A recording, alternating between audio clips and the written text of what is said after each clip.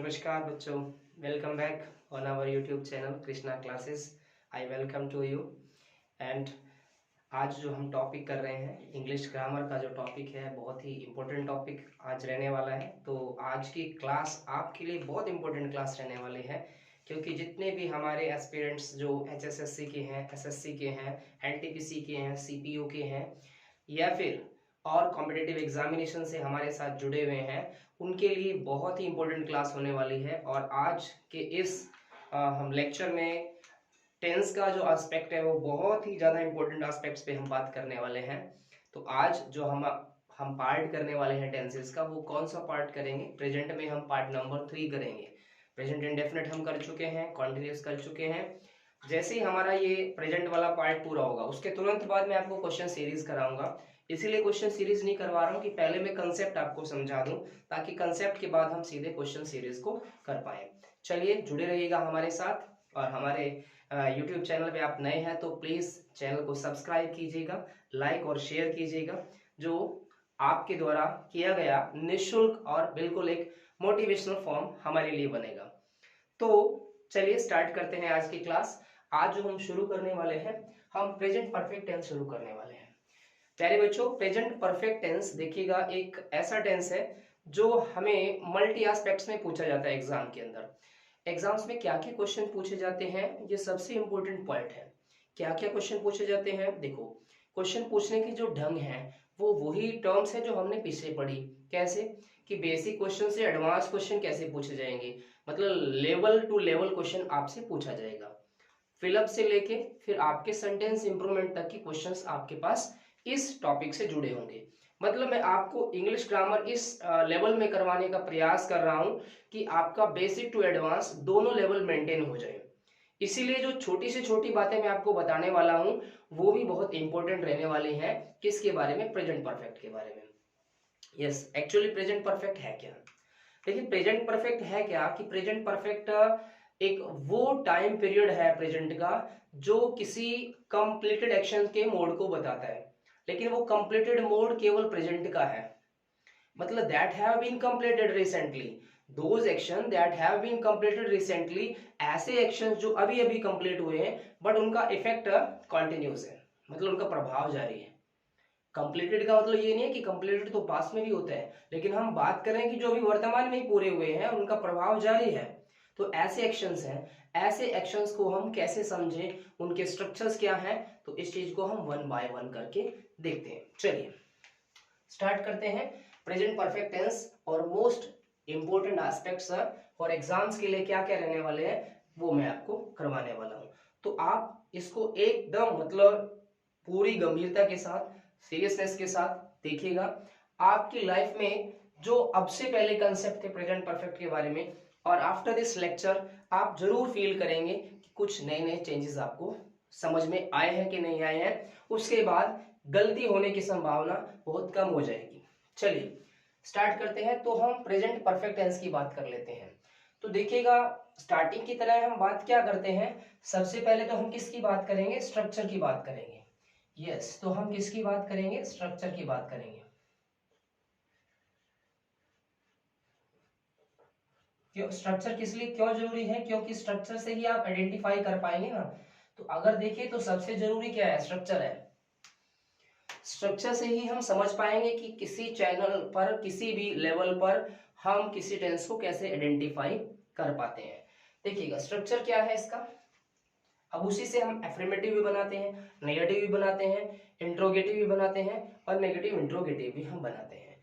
तो ऑब्वियसली बात हमें चारों स्ट्रक्चर्स बनाने आने चाहिए। मैं यहाँ पे एफर्मेटिव स्ट्रक्चर को ले रहा हूँ, उसी से नेगेटिव फ्रेम करेंगे, उसी से इंट्रोगेटिव हो जाएगा, उसी से नेगेटिव इंट्रोगेटिव हो जाएगा। ओके, स्ट्रक्चर क्या है? स्ट्रक्चर क्या होगा? यस, देखिएगा, सब्जेक्ट आपका स्टार्ट करेगा सेंटेंस। कोई भी सब्जेक्ट आपके पास होगा गिवन, वो नाउन है, प्रोनाउन है, ठीक है जी, कुछ भी है। देखिएगा ये मैटर नहीं करता कि वो क्या है, बट सब्जेक्ट के तौर पे ही आएंगे, या तो प्रोनाउन होगा या नाउन होगा। सब्जेक्ट के बाद देखिएगा, सब्जेक्ट के बाद जो आप यूज करने वाले हैं वो क्या करने वाले हैं? देखिएगा सबसे इंपॉर्टेंट टर्म यहां से स्टार्ट हो जाती है, वो क्या होगा? देखिएगा, या तो आपके पास हैव होगा, या आपके पास हैज होगा। रिमेंबर प्रीवियस क्लासेस में मैंने आपको बताया था ये जो हैज और हैव है ये दो फॉर्म में यूज होते हैं, एक मेन वर्ब भी बन के यूज होते हैं ये, और एक हेल्पिंग वर्ब बन के भी यूज होते हैं। चलिए उनको भी डिस्कस करेंगे। आगे लिखते हैं हैव या हैज में से एक मिला हमें, उसके बाद हमारे पास क्या होगा, फॉर्म नंबर कौन सा होगा, ये सबसे important term, form number third. Form number third कौन सा होता है, यस फॉर्म नंबर थर्ड होता है past participle form. First form present form, second form past form, third form past participle, fourth form कौन सी होती है, फोर्थ फॉर्म होती है प्रेजेंट पार्टिसिपल। Yes V3। उसके बाद हमारा गिवन कोई भी ऑब्जेक्ट है, कोई भी ऑब्जेक्ट गिवन है हमें, और प्लस कोई भी हमारे पास अगर रिक्वायर्ड ओपीएस है, ओपीएस क्या, अदर पार्ट ऑफ स्पीच है, सेंटेंस का एडिशनल पार्ट कोई भी अदर वर्ड सेंटेंस में आते हैं तो you can add according to the situation. Okay जी, तो हम जो ध्यान दे रहे हैं वो किसकी तरफ दे रहे हैं, हमारा जो मेन टारगेट है वो किसकी तरफ है। देखिए सब्जेक्ट ऑब्जेक्ट और ओपीएस कोई रोल नहीं है हमें बताने वाले, हमारा जो सबसे इंपॉर्टेंट इनिशियल रोल रहने वाला है वो यहाँ पे रहने वाला है। ये जो टर्म्स है ये टर्म्स सबसे इंपॉर्टेंट है आपके लिए। यस अब मैं दो टर्म्स और बताता हूं यहाँ पे, वो टर्म्स क्या है। अभी जो मैंने कहा कि यहाँ पे देखिएगा एक स्ट्रक्चर में लिख देता हूं इसीलिए ताकि आपको कंफ्यूजन ना हो, कई बच्चे कंफ्यूज हो जाते हैं, उनकी कंफ्यूजन हटाने के लिए मैं बिल्कुल एक इनोवेटिव और क्रिएटिव फॉर्म में इसको लिख रहा हूं। क्या लिख रहा हूं कि यदि ये स्ट्रक्चर हमारे पास गिवन है, मैं लिख रहा हूं यही इसी के साथ, सब्जेक्ट प्लस मेन वर्ब में, ध्यान दीजिएगा मेन वर्ब किसके फॉर्म में है, हैव है या हैज है। देखिए मैंने लिख दिया यहाँ पे कि मेन वर्ब में या तो हैव है अकॉर्डिंग टू सब्जेक्ट या हैज है, प्लस ऑब्जेक्ट और प्लस कोई भी ओपीएस। यदि ये स्ट्रक्चर आपको दिखाई दे तो कंफ्यूजन की बात नहीं रखनी किसी भी तरह से, कोई भी कंफ्यूजन नहीं होनी चाहिए आपके पास। ये जो इस टाइम स्ट्रक्चर दिखाई दे रहा है ये स्ट्रक्चर किसका है, यस बताइएगा किसका स्ट्रक्चर है ये स्ट्रक्चर है प्रेजेंट इंडेफिनिट का, प्रेजेंट इंडेफिनिट का। कंफ्यूजन नहीं रखनी यहां पे बिल्कुल भी, क्योंकि मेन वर्ब देखिएगा यहाँ पे आपके हैव या हैज में से जो भी यदि आते हैं तो मतलब यहाँ पे हैव जो किसको रिप्रेजेंट कर रहे हैं, मेन वर्ब को रिप्रेजेंट कर रहे हैं, हैज मेन वर्ब को रिप्रेजेंट कर रहे हैं। क्वेश्चन में एरर आती है, प्रॉब्लम यही होती है, इसलिए मैंने इसको लिखा। अब हम एक और दूसरे जिस स्ट्रक्चर को हम पढ़ रहे हैं उसी स्ट्रक्चर के अकॉर्डिंग मैं लिख रहा हूं कि यदि सब्जेक्ट प्लस यहां पे हैव या हैज, ये क्या है, ये क्या है, हेल्पिंग वर्ब है, ये क्या है, हेल्पिंग वर्ब है। अब जब ये हेल्पिंग वर्ब है तो प्यारे बच्चों ध्यान रखिए, जब ये हेल्पिंग वर्ब है तो प्लस आपका फॉर्म नंबर 3 होगा, जैसा कि मैंने यहाँ इस स्ट्रक्चर में गिवन किया है। तो आपका फॉर्म नंबर कौन सा हो जाएगा, थर्ड हो जाएगा, फॉर्म नंबर थर्ड हो जाएगा। यहीं से अभी बताऊंगा कि कैसे एरर डिटेक्ट करनी है, कैसे फिलअप्स कवर करना है। आज के बाद प्रेजेंट परफेक्ट को आप उसकी औकात दिखा दोगे, एक भी गलती नहीं होगी आपसे। प्रेजेंट परफेक्ट के रिगार्डिंग आप क्वेश्चन बैंक लगा के देख लेना, समझने के बाद ये चीज करके देख लेना, आपसे कोई भी गलती नहीं होगी। सब्जेक्ट प्लस हैव या has plus form number third plus कोई भी ऑब्जेक्ट और प्लस कोई भी गिवन ओपीएस। ये जो स्ट्रक्चर बना है डियर स्टूडेंट्स ये किसका बना है, यस ये किसका स्ट्रक्चर बना है, ये बना है प्रेजेंट परफेक्ट का, ये बना है प्रेजेंट परफेक्ट का। तो ये दोनों का डिफरेंस मैंने यहां लिख दिया कि दोनों में कंफ्यूजन नहीं होना चाहिए। ओके जी, यहां तक की बात क्लियर हो गई है। अब हम आगे बढ़ते हैं, आगे देखो जैसे मैंने बात की है टॉपिक के अकॉर्डिंग बिल्कुल बेसिक बातें ही बताऊंगा कि मोस्ट इंपोर्टेंट एस्पेक्ट क्या है एग्जाम के लिए, स्टेंस में से क्या हमारे लिए वैल्यूएबल है, दैट इज द पॉइंट कि हमारे लिए कौन सी चीज वैल्यूएबल है उसी को हम नोटिस करने वाले हैं। यस अब हम क्या देखेंगे इसमें, यस क्या करने वाले हैं, और यहां तक की बात क्लियर होगी। चलिए आगे बढ़ते हैं। अब हमारा जो ये प्रेजेंट परफेक्ट टेंस है, ये बताता किसको है? देखिए कौन से एक्शंस को बताता है, यहां से मैं लिख रहा हूं, ये बताता किसको है भाई? Yes, present perfect tense denotes those actions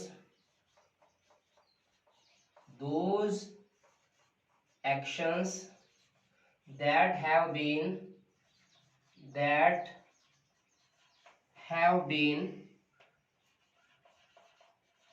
completed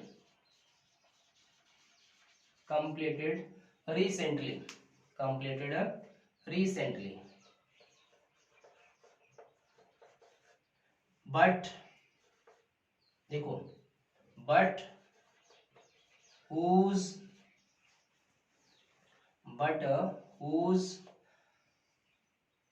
effect continuous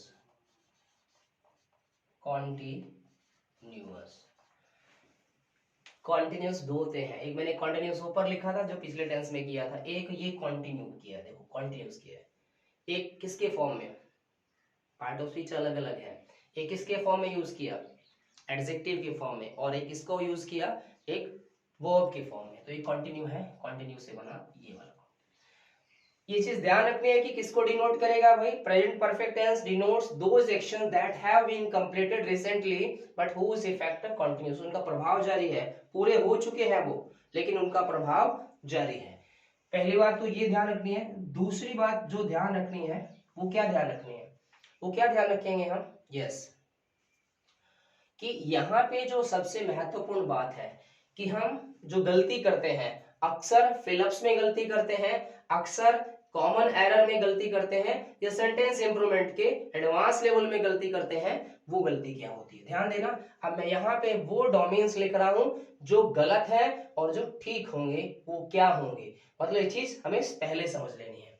yes, देखिएगा मैं यहाँ लिख रहा हूँ कुछ ऐसे टर्म्स जो गलत और सही का डिफरेंस आपको बताएंगे। यदि यहाँ पे क्या लिखा है देखिएगा, हैव या हैज प्लस फॉर्म नंबर, यदि 1 लिखता है ना किसी भी टर्म में, मतलब एरर के पॉइंट ऑफ व्यू से बात करें, अगर इस प्रकार का कंसेप्ट गिवन है ना, तो ध्यान देना इस प्रकार के कंसेप्ट क्या है, ये गलत कंसेप्ट है, ये एरर जोन है। और क्या होगा इसमें, यदि हैव या हैज प्लस फॉर्म नंबर आप सेकंड भी लगा रहे हैं तो भी ये एस्पेक्ट गलत है, ये गलती का जोन है, यहां पे गलती पता लग जाएगी आपको। और यदि वो क्या कर रहा है, हैव या हैज प्लस क्या यूज कर रहा है, V1 प्लस एस या ES यूज कर रहा है, तो ये टर्म भी गलत है। इस टर्म से अवॉइड करना है आपने, इस टर्म से अवॉइड करना है। ये क्या है, एरर्स है, ये क्या है, एरर्स के पॉइंट है, ये एरर्स है। तो इन एरर्स के स्ट्रक्चर को, जो एरर ओरिएंटेड स्ट्रक्चर है, इनको अवॉइड करना है, क्योंकि राइट स्ट्रक्चर क्या मिलेगा हमें, राइट स्ट्रक्चर मिलेगा क्या, हैव और हैज में से एक, हैज ए हेल्पिंग वर्ब है, सब्जेक्ट तो है ही ना अलोंग विद इट, तो हैव या has plus form number third, ये चीज आपने ध्यान रखनी है, ये चीज आपने ध्यान रखनी है। स्पेशली जब आप एरर को डिटेक्ट करते हो तो एरर के डिटेक्शन के टाइम ये चीज आपने नोटिस करनी है। ओके जी, आई थिंक यहां तक क्लियर हो गया होगा। चलिए नोट कीजिएगा इसको, फिर आगे बढ़ते हैं।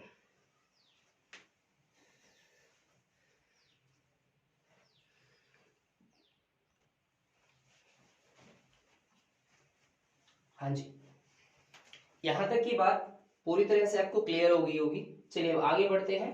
ये मैं थोड़ा सा यहां से इसको रफ कर देता हूं।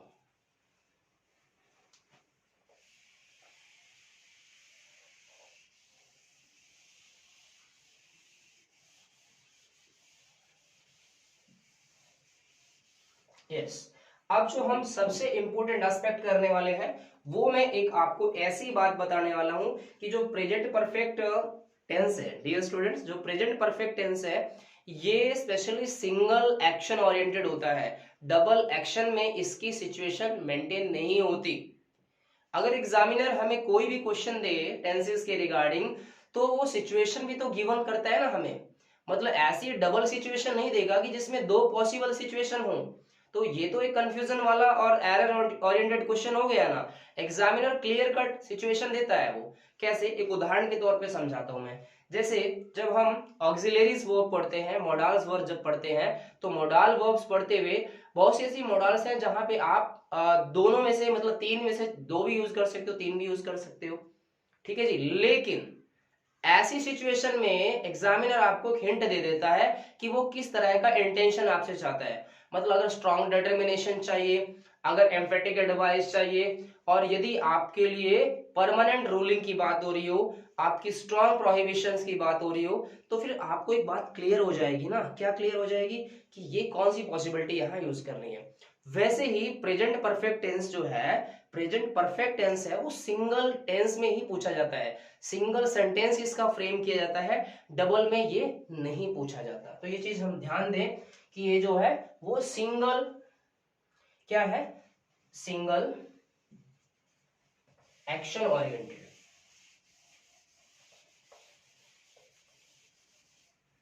Single action oriented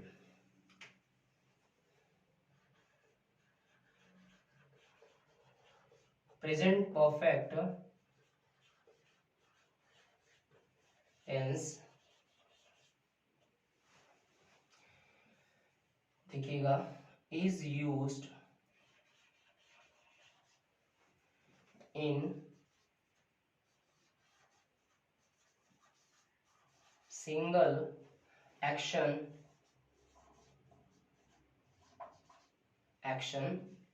mode, single action mode.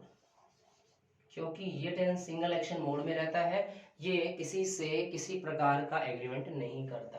तो ये चीज हमें ध्यान रखनी है कि ये क्या है, present perfect tense is used in single action mode. Single action mode का मतलब एक ही एक्शन में ही पूछा जाता है, डबल एक्शन इससे फ्रेम नहीं होते, मीनिंगफुल नहीं बनती सिचुएशन, इसीलिए। और जो अब हम इसकी नेक्स्ट इंपॉर्टेंट जो एस्पेक्ट करने वाले हैं वो कौन सी करने वाले हैं, यस वो क्या करने वाले हैं जो आपको बहुत ज्यादा पेपर में ना इस पूरे के पूरे टेंस को टैकल करेगी, पूरे के पूरे टेंस के बारे में बताएगी, वो कौन सी होगी। यस ध्यान देना, यदि इसी स्ट्रक्चर में इसी टाइप के सेंटेंस जब आपके पास आए, अब देखना वो कौन कौन से ऐसे वर्ड है। तो यहाँ पे मैं फिर एक बात कर रहा हूं, मैं लिख रहा हूं यहाँ पे special identification, identification, special identification of this tense. इस टेंस की स्पेशल आइडेंटिफिकेशन क्या है, स्पेशल आइडेंटिफिकेशन क्या है। यस मतलब ध्यान देना कैसे आइडेंटिफाई करेंगे कि हमारे पास गिवन सेंटेंस ये है। यदि आपके सेंटेंस में ध्यान देना, यदि आपके सेंटेंस में कौन सा वर्ड हो, यट वर्ड हो, प्यारे बच्चों यट वर्ड, ध्यान देना यट तक की बात कहता है, अभी तक की बात करता है, जनरली नेगेटिव यूज करते हैं इसको, yet, as yet, as yet, already, ध्यान देना ऑलरेडी, इसके अलावा जस्ट, यस नोट कर लें आप इस बात को, just, just now, confusion continuous के साथ, just now, just now, ever, ever word आए, नेवर वर्ड आए, और सेवरल टाइम आ जाए, सेवरल टाइम्स आ जाए, सो फार आ जाए, सो फार, इसीलिए ऐसा हुआ। तो सो फार, और इसके अलावा up to, up to plus कोई भी वर्ड आ जाए भाई, अप टू नाउ भी हो सकता है, अप टू देन भी हो सकता है। तो मैं यहां लिख दूं कि अप टू प्लस कुछ भी, अप टू प्लस यहाँ पे कोई भी वर्ड गिवन हो सकता है। इसके अलावा और क्या? यस, मोस्ट इंपोर्टेंट जो सबसे ज्यादा कंफ्यूजन करते हैं इसमें वो क्या है भाई? देखिएगा, सिंस और फॉर, क्योंकि ये सिंस और फॉर ऐसे कंसेप्ट हैं जो प्रेजेंट परफेक्ट कॉन्टिन्यूअस में भी यूज होते हैं और प्रेजेंट परफेक्ट में भी यूज होते हैं, इसलिए कंफ्यूजन हो सकती है। तो सिंस और फॉर, यस।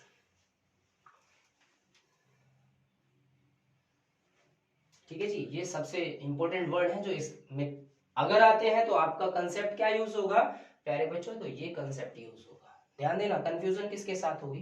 ये देखिएगा, जस्ट नाउ के साथ। ध्यान रखना क्या, यानी कि अगर सिंगल नाउ है, अगर सिंगल नाउ की सिचुएशन है तो ये किसकी है? ये प्रेजेंट कॉन्टिन्यूअस की है, प्रेजेंट कॉन्टिन्यूअस की सिचुएशन है, कॉन्टिन्यूअस, ये प्रेजेंट कॉन्टिन्यूअस की सिचुएशन है। लेकिन यदि क्या हो जाए, देखिएगा क्या आ जाए आपके पास, जस्ट प्लस नाउ हो जाए, तो जस्ट प्लस नाउ हो जाए, जस्ट नाउ होने से आपकी सिचुएशन कौन सी हो जाएगी? प्रेजेंट परफेक्ट की हो जाएगी। यस, आई थिंक कि अब ये सारी बातें आपको क्लियर हो गई होंगी। ये बिल्कुल बेसिक बताया मैंने, चाहता तो मैं आपको सीधे क्वेश्चन भी करवा देता, लेकिन मैं नहीं चाहता कि हमारे बच्चों को कंसेप्ट के बिना क्वेश्चन करने दिए जाएं। इसके बाद जब क्वेश्चन करेंगे तो you will feel very happy, तो आपको बहुत अच्छा लगेगा कि कैसे कंसेप्ट आपके समझ में आते हैं। जी हाँ, बिल्कुल। चलिए, एक और इसमें बात मैं करने वाला हूं अभी, उसके बाद हम फिर आगे और करेंगे इसको। वो क्या करने वाला हूं, ध्यान देना। अब सबसे इंपॉर्टेंट बात मैं करने वाला हूं, सबसे इंपॉर्टेंट बात करने वाला हूं, ध्यान देना। सिंस और किसकी? सिंस और फॉर के रिगार्डिंग, सिंस और फॉर के रिगार्डिंग। ये सिंस और फॉर क्या बताते हैं? देखिएगा, ये स्टेट को बताते हैं, हमारे एग्जिस्टेंस को बताते हैं। ये दोनों के दो किसको डिनोट करते हैं? ये दोनों किसको डिनोट करते हैं? तो ये दोनों के दो किसे? किसी भी स्टेट को, किसी भी स्टेट को शो करते हैं, एग्जिस्टेंस को शो करते हैं। किसी भी, देखिएगा हम बात करते हैं हमारा जो क्या है, हमारा पोजीशन है, उसको बताते हैं पोजीशन। मतलब ये स्टेट और एग्जिस्टेंस की तरफ इशारा करते हैं। तो इसका मतलब सिंस और फॉर कब लगते हैं? ध्यान रखना, बहुत ज्यादा कंफ्यूजन होती है। कब होती है प्यारे बच्चों कंफ्यूजन? जब आपको ना, ध्यान देना, ये V1, ये V2 और ये V3 आगे ना वही फॉर्म जो मैंने स्टार्टिंग में करवाई थी। यदि ये वाला वर्ब जो है, ये बी वर्ब, बी एक क्या है? फर्स्ट फॉर्म है, लेकिन बी कभी भी ना डायरेक्ट वर्ब में यूज नहीं होती, मेन वर्ब में। देखिए, यदि इसको प्रेजेंट फॉर्म में यूज होना है तो ये प्रेजेंट फॉर्म में यूज होने के लिए इसको इज, एम, आर, ये इसके रिप्रेजेंटेटिव है। मतलब अगर ये is, am, are main verb बन रहे हैं तो ये बी का फॉर्म ही है। और जब ये बी सेकंड फॉर्म में यूज होगी डियर स्टूडेंट, सेकंड फॉर्म में आएगी, तो सेकंड फॉर्म में इसका जो फॉर्म बनेगा वो बनेगा वाज, यानी डायरेक्ट देखिएगा इसका सेकंड फॉर्म वाज है। और जब ये थर्ड फॉर्म में आएगी ना, जब ये थर्ड फॉर्म यूज करेगी तो क्या बनाएगी? ये बनाएगी बीन। और बीन से फिर प्रॉब्लम होती है बच्चों को, क्योंकि बीन दो तरीका का होता है। देखो, ये एक तो हुआ मेन वर्ब में, एक तो हुआ मेन वर्ब में, और दूसरा ये किस में होगा? हेल्पिंग वर्ब में। हेल्पिंग वर्ब होगा तो मेन वर्ब भी रिक्वायर्ड होगा, लेकिन मेन वर्ब खुद यदि आता है, यही क्वेश्चन है यहाँ पे, यदि ये मेन वर्ब में है ना, ध्यान रखना, तो ही ये सिंस और फॉर यूज होंगे, अदरवाइज नहीं। अदरवाइज नहीं, मतलब क्या है कि जब बी है ना, वो किस फॉर्म में यूज हो रही है? थर्ड फॉर्म के, मतलब आपको बी ही गिवन है और उसका थर्ड फॉर्म परफेक्ट सिचुएशन में गिवन है, चाहे वो प्रेजेंट परफेक्ट में है, चाहे वो पास्ट परफेक्ट में है। मैं क्वेश्चन बना रहा हूं, देखिएगा क्वेश्चन कैसे बने। ओके, यहां बना दूं, यहां विजिबल है। चलिए क्वेश्चन देखिएगा, ही डैश ए teacher since 2010 2020 2020। अब देखिए, यदि यहां पे मैं ऑप्शन दूं, ऑप्शन ए में आपको गिवन है, देखिएगा इज। ऑप्शन बी में गिवन है आपको क्या, वाज। ऑप्शन सी में गिवन है आपको बीन। देखिए और थोड़ा सा मैं, ऑप्शन सी में गिवन है आपके पास हैज बीन, थोड़ा सा और डिफिकल्ट बना दूं, और ऑप्शन डी में आपके पास है हैज बीन, हैज बीन।